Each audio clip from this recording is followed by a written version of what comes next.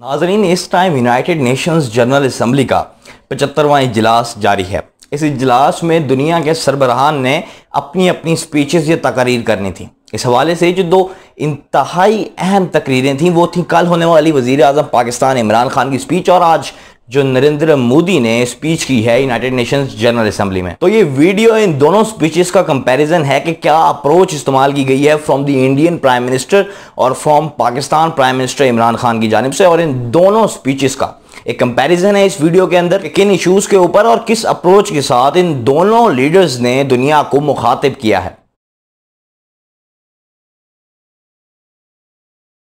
जो सबसे पहला पॉइंट है वो इन दोनों तकरीर में, इन दोनों लीडर्स की तकरीर में बड़ा ही सिमिलर है। इन दोनों हुक्मरानों ने दुनिया को यह कहा कि जो कोविड-19 है, जो कोरोना वायरस है, इसके खिलाफ जंग में हमें इंडिविजुअल एफर्ट्स के अलावा एक मिलकर एक जॉइंट एफर्ट दुनिया के सामने करनी चाहिए। इन दोनों हुक्मरानों ने दुनिया के तमाम हुक्मरानों को मुखातिब करते हुए कहा कि क्योंकि ये एक मजमूई मसला है, पूरी दुनिया इस इशू में, इस बीमारी से डील कर रही है, तो इसके लिए जॉइंट एफर्ट्स लेनी चाहिए। जिस तरह इमरान खान ने अपनी स्पीच में कल कहा था कि दुनिया को इसको एज ए अपॉर्चुनिटी लेना चाहिए ताकि वो इंसानियत की खिदमत कर सके। इसी तरह की एक अप्रोच आज वजीर आज़म नरेंद्र मोदी ने, जो कि इंडिया के प्राइम मिनिस्टर हैं, उन्होंने भी शो की। उनका भी यही मानना था और कहना था कि दुनिया को जॉइंट एफर्ट्स लेनी चाहिए, दुनिया को मिलके काम करना चाहिए। इस यूनाइटेड नेशंस के प्लेटफॉर्म के थ्रू उन्होंने ये एक पैगाम दिया दुनिया को कि तमाम दुनिया को इस तरह के मसले में, जिसमें पूरी दुनिया शदीद मुतासिर हुई, कई मुल्कों की इकोनॉमियां तबाह बर्बाद हो गई, मिलकर जॉइंट एफर्ट करनी चाहिए। इस पॉइंट के लिहाज से ये दोनों तकारीर तकरीबन सिमिलर थी और इन दोनों ने एक ही एजेंडे के ऊपर बात की कि दुनिया के हुक्मरानों को, जो कि तरक्की याफ्ता मुल्क हों ख्वाह वो गरीब मुल्क हों, उन सबको एक मजमूई एफर्ट की ज़रूरत है ताकि इस मसले से, इस शदीद बीमारी की जद से निकला जा सके। जो कि दूसरा पॉइंट है वो है लीडरशिप डिफरेंस का। इस स्पीच के अंदर नरेंद्र मोदी सिर्फ भारत के वजीर आज़म और भारत के लीडर नजर आए, जबकि जो इमरान खान की स्पीच थी उसमें Imran Khan as a global leader पेश किए गए। उस स्पीच के अंदर जो कि इमरान खान ने की, उन्होंने दुनिया के कई मसाइल को डिस्कस किया, जिसमें Afghan peace process, Palestine issue तक शामिल था, जबकि जो नरेंद्र मोदी की स्पीच थी ये सिर्फ इंडिया तक महदूद थी।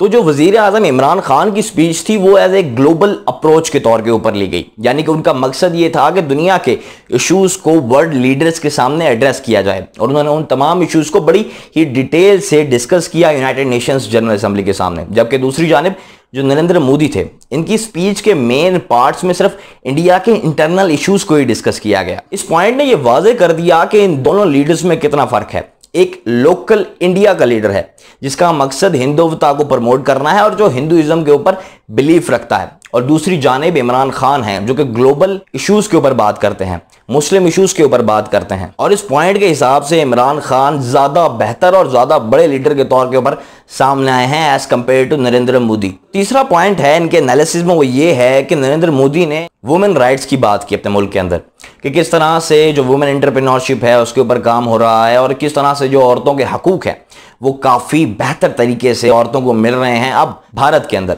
अब उनका ये पॉइंट इस बात को इंडिकेट करता है कि क्या हालात रहे हैं औरतों के भारत के अंदर, और जो वर्ल्ड ऑर्डर की जानिब से उनको क्रिटिसाइज किया जाता है, जो भारत को जिस तरह दिल्ली को रेप कैपिटल माना जाता है दुनिया का, उन सारे इश्यूज को कवर करने के लिए, अपनी रेपुटेशन को बहाल करने के लिए इस तरह का इशू उठाया गया यूनाइटेड नेशंस के अंदर, ताकि इनकी जो इमेज है, जो कि एक नेगेटिव इमेज बन चुकी है इंडिया की वुमेन राइट्स के लिहाज से, उसके ऊपर बात की गई। इतने बड़े ग्लोबल प्लेटफॉर्म के ऊपर अपने मुल्क के लोकल इश्यूज को डिस्कस करना इस बात को वाजे करता है कि नरेंद्र मोदी की सोच काफी ज्यादा लिमिटेड है। उनका मकसद सिर्फ इंडिया के इश्यूज को एड्रेस करना है और उन बातों को दुनिया के सामने पेश करना है कि जो उनकी गवर्नमेंट की एफर्ट्स रही हैं। मैं उन एफर्ट्स के ऊपर नहीं जाना चाहता। हाँ, ये जरूर हो सकता है कि भारत के अंदर औरतों के हालात पहले से काफी ज्यादा बेहतर हो गए हैं, लेकिन इस तरह के पॉइंट्स को उठाना, अपने लोकल कंट्री की सिचुएशन को बताना दुनिया के सामने, ये जाहिर करता है कि मोदी कितनी लिमिटेड सोच रखते हैं। उन्होंने ग्लोबल पॉइंट ऑफ व्यू को बिल्कुल भी नहीं निखारा और उन्होंने सिर्फ अपने मुल्क के नैरेटिव को और पॉइंट ऑफ व्यू को दुनिया के सामने पेश किया। जो कि तीसरा पॉइंट है मेरी इस कंपैरिजन वीडियो में बिटवीन दीज टू लीडर्स, वो ये है कि नरेंद्र मोदी की स्पीच में उन्होंने इंसानियत की बात की, उन्होंने ह्यूमैनिटी की बात की। उन्होंने ये कहा कि हमें इंसानियत के लिए काम करना चाहिए। दुनिया के तमाम हुक्मरानों को मिलकर इंसानियत के ऊपर और इंसान के ऊपर, इंसान की तरक्की के लिए तवज्जो देनी चाहिए, गुर्बत के लिए काम करना चाहिए। लेकिन उन्होंने कश्मीर जैसे हसास मसले को, जहां पर ह्यूमन राइट्स की बहुत ज्यादा वायलेशन हो रही है, को बिल्कुल ही इग्नोर कर दिया। हालांकि नरेंद्र मोदी को चाहिए तो यह था कि जब उन्होंने इंसानियत की बात की, इंसानी हकूक की बात की, तब वो कश्मीर जैसे हसास मसले को भी उठाते और ये कहते कि इसका एक वाज़ेह सॉल्यूशन निकालना चाहिए यूनाइटेड नेशंस की रेजोल्यूशंस के हिसाब से। इससे इंडिया की इमेज काफ़ी ज़्यादा बेहतर होती। लेकिन उनकी स्पीच ने काफ़ी ज़्यादा लिमिटेड कर दिया और इस तरह से लग रहा था कि वो जो कह रहे हैं वो उस पर वो अमल नहीं करना चाहते। वो इंसानी हकूक की बात कर तो रहे थे, लेकिन जो उनके अपने मुल्क के अंदर वायलेशन हो रही है ह्यूमन राइट्स की, कश्मीर के अंदर जो वायलेशन हो रही है ह्यूमन राइट्स की, उसके ऊपर उन्होंने कोई बात नहीं की। जबकि दूसरी जानिब इमरान खान है। इमरान खान ने अफगानिस्तान के मुसलमानों की बात की, फ़लस्तीन के मुसलमानों की बात की, दुनिया में जहां जहां मसले चल रहे हैं कश्मीर के इशू के ऊपर बात की। यानी कि इमरान खान ने ग्लोबली वर्ल्ड इश्यूज को एड्रेस किया है। जबकि दूसरी जानिब नरेंद्र मोदी सिर्फ भारत तक ही महदूद रहे हैं। जो कि अगला एक इंतहाई अहम पॉइंट नरेंद्र मोदी ने अपनी स्पीच में उठाया वो ये था कि अगले साल जनवरी तक ये आत्मनिर्भर की स्कीम पे आ जाएंगे, यानी कि ये सेल्फ डिपेंडेंट हो जाएंगे। बेसिकली ये एक इंडिकेशन थी कि जो चाइनीज ट्रेड चल रही है, जो चाइना का बेसिकली एक इशू चल रहा है इंडिया के साथ, उसके नतीजे में इंडिया क्या करने वाला है। इंडिया मुकम्मल तौर के ऊपर अपनी ट्रेड चाइना के साथ खत्म करने वाला है। चाइनीज ऐप्स को इंडिया ऑलरेडी बैन कर चुका है। ये बेसिकली एक ट्रेड वॉर की तरफ इंडिकेशन है। हालांकि नरेंद्र मोदी पीस की बात करते हैं, लेकिन जो इनका चाइना के साथ कॉन्फ्लिक्ट चल रहा है उसको भी बिल्कुल नजरअंदाज किया गया और दुनिया को ये इंडिकेशन दी गई कि इंडिया दुनिया के साथ अपनी ट्रेड को कम करना चाहता है। इंडिया दुनिया के लिए दूसरी बड़ी मार्केट है और उन्होंने बेसिकली एक इंडिकेशन दी है कि अगर आपने हमारे साथ हालात दुरुस्त नहीं किए, अगर आपने हमारे मुतालबात नहीं माने, तो हम सेल्फ रिलायंस पे आ जाएंगे और हम अपनी ट्रेड आपके साथ बंद कर देंगे, जिसका दुनिया के तमाम बड़े एक्सपोर्टर्स को बहुत ज्यादा, खास तौर पर चाइना को नुकसान होने वाला है, जो कि एक डायरेक्ट थ्रेट के तौर के ऊपर लिया जा रहा है चाइना की जानिब से और दूसरे कंट्रीज की जानिब से।